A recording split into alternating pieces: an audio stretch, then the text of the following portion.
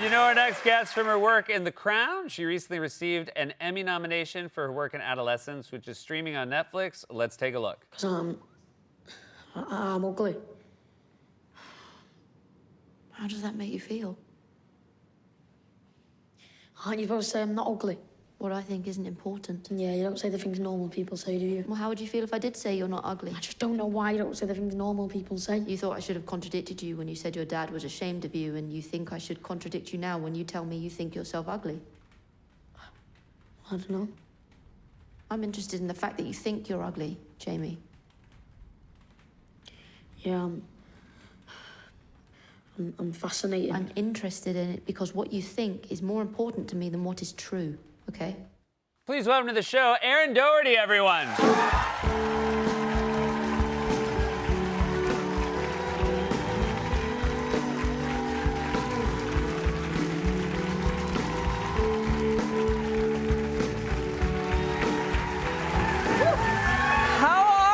I'm very good, thanks. I'm thrilled to have you here. I do want to talk about the show, but I feel like we owe you an apology. You were on the plane coming here, and you missed the English women's national team won the European Championship while you were in the air. I did, so yeah, you're welcome. Yeah.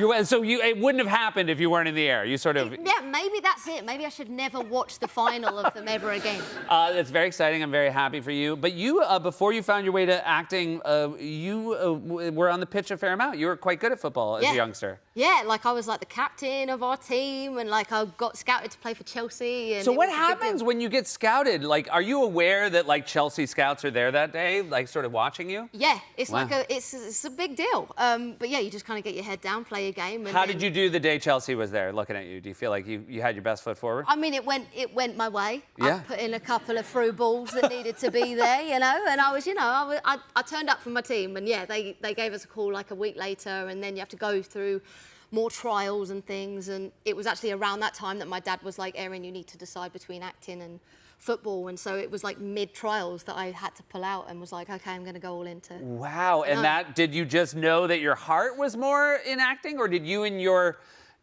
evaluation of yourself think you were a better actor than football player? To be fair, I don't think I ever had the awareness of like, I'm better at this. I think, as you say, it's just something... There's just this like magnetism to acting that I just can't not be in love with. Like, I still to this day am pinching myself that I get to call it my job. Like, I just love what I do, and it is just, yeah, something odd happens when you're in a scene with someone, and yeah, I'll never give that feeling up. Now, I will imagine, you know, you say that and it's so true, but certainly some scenes are different than others, and you found your way into one of the most exceptional shows, certainly of recent memory. And again, this is the entire episode, for people who don't know, of this, that we showed a clip, is basically you and this young actor, and it is really something to see. Like, at what point did you know, oh my God, I'm in something that is different than a normal television show? I think, as you said, I think when I met Owen, I think I was the most nervous I'd ever been prior to starting a project. Like, prep period is my favourite period because I just love psychology and like diving down those rabbit holes. But I was like, how the hell are they going to find a kid who can do this? And then I rocked up on day one to rehearsals, and I met Owen, and I was like, this is going to be the easiest job in the world because he's supposed to do it. And I'm so proud, like, seeing everyone also admire him and respect him for what he's done. Like, regardless of his age, I think it is such a feat for someone to carry that show on their shoulders. So I think when I saw him on that first day, off book, I was like, we're going to be fine. Yeah. It's, for those who don't know, although it's weird because I feel like this is the kind of show that historically you'd have to tell people about because it feels like this, you know, it's a small English show, and yet it's the second most watched English language show in the history of Netflix. Yeah, so like to tell people like, you gotta watch Adolescence, they're like, dude, we have. But it's, you know, it's not the kind of show that you would think would have this sort of, I don't know, like this cultural moment that it's had. I heard it described not as a whodunit, but a whydunit. You know, we know this terrible crime's been committed. You know, Owen plays someone who's been accused of it. And, you know, it's just 4 episodes, and each one is just one long take. And it's just been amazing to watch people say, like, yeah, no, I want TV like this, because it's the opposite of, I feel like, what a lot of times people give us to watch. Yeah, I was going to say, it kind of reignites your faith in audiences. Like, I kind of, like, this show is confirmation that we're ready to have stories given to us in that way. Like, we don't want to be spoon-fed. Like, we want, like, these deeply complex human beings put on our screens because that is what it means to be a human being. And this is just absolute, like I say, that, like, it's just, it cements that. And I'm so proud to have been a little part in people seeing that you can do that with TV shows and people will respond. So it's each episode is one take. Yeah. There's no cuts. No. So you're doing the scene. Cameras are, you know, basically one camera is moving around. How many times did you shoot it? We did our episode, so the take that they chose was the 11th take. Okay. But technically we did 10 takes. We just had one full start on a Wednesday. So yeah, we shot twice a day, from Monday to Friday, and then I buggered off and went home. No. Yeah. On the one they used, did you know when it was over? Did you internally say, that's the one? Well, at that point, I was so, like, blissfully, like, in this weird bubble of, like, I'm a part of something pretty special. Like, so I was, like, going home every day. Like, they had to relocate me to Leeds where we shot it, and I was going home and, like, watching Gilmore Girls every, like, evening to, like, decompress, and I was just like, I'm having the time of my life. So I was like, I don't care which one they choose, but we got to the end of that take on a Friday, and I was like, there was something to do with, I think, mine and Owen's energy collectively being like, this is our last go, let's just have the best time, throw everything at it, and yeah, there was an element of danger that I don't think we'd achieved with the other ones, so I feel like both of us had maybe an inkling.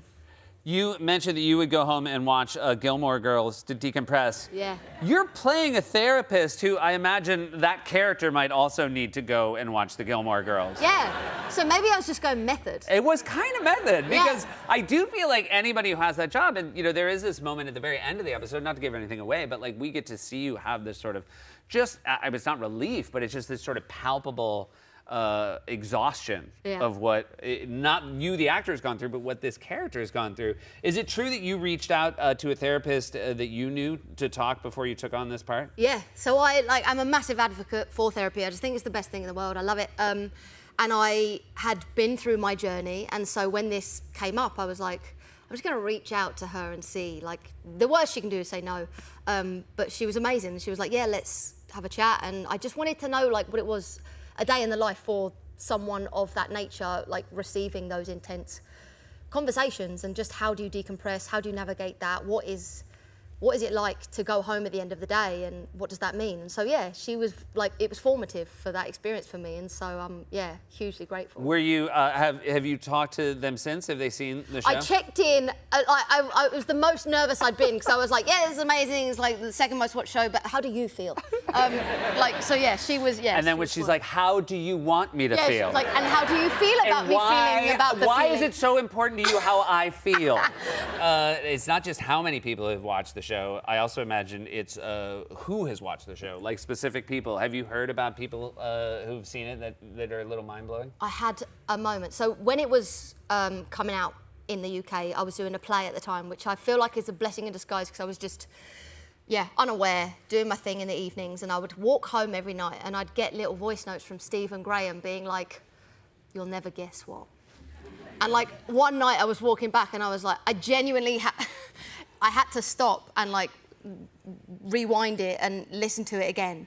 And he was like, Tom Hanks has watched it, but you'll never guess what. Steven Spielberg told him to. And I was like, what? What is that? And he was like, we've made it, kid. 13 of you were nominated, were 13 Emmys for the show. Yeah. And so it just must have been such a nice moment, obviously, one, to get that personal honor, but to know that you could share it with all your castmates. What was it like? Were you all just, calling each other and sharing in it? Well, it all kind of like kicked off the minute that they were announced, because it was like 4 p.m. in London when it came out. And Can I jump in? How do you prepare, like at 4 p.m., like what were you doing? Because you must have known there was a chance. Yeah, so it was just so happened it was the day before my birthday that it's the 16th, it was the 15th, and I was like, okay, I woke up that day really stressed, really anxious, and my agent knew that, and she was like, Erin, you don't have to watch it, I'll just call you and let you know. And so it was like approaching 4, and I was like, what am I going to do? And so I baked my own birthday cake. Oh, very smart. Yeah. Yeah. So I was like in the kitchen baking. Yeah. And then like I saw my phone and I was like, okay. And yeah, and she didn't tell me straight away, so I was like, oh God, is this going to be like the saddest birthday cake in the world? But it came off and it was fine, and it was a lovely birthday cake. And then no matter what happened, you had a cake at the end of it. Exactly, Yeah. because who doesn't love cake? I will tell you, if an American actor said they were baking their cake while they were waiting for the Emmys, I would assume they were lying. And, Really? And yet I believe you're like, if it cut to them like being like, I was just blown away, I'd be like, off. But Honestly. I think you were making a cake. I really do really believe you were was. making a cake. Yeah. I said it to Stephen as well, and it bears repeating. Like it's about a really dark subject, but I think it's a really important, especially for parents. It's a really important story to see. But there's also this genuine joy in the craftsmanship of what you've created, and so it is so lovely to talk about it on every level. And I hope the 6 people who haven't seen it do come around. And congratulations, and thank you so much for being here. Just Thank a you. delight. Thank you so much. So lovely to This be is here. Darren Doherty, everybody. Adolescence is streaming on Netflix. We'll be right back.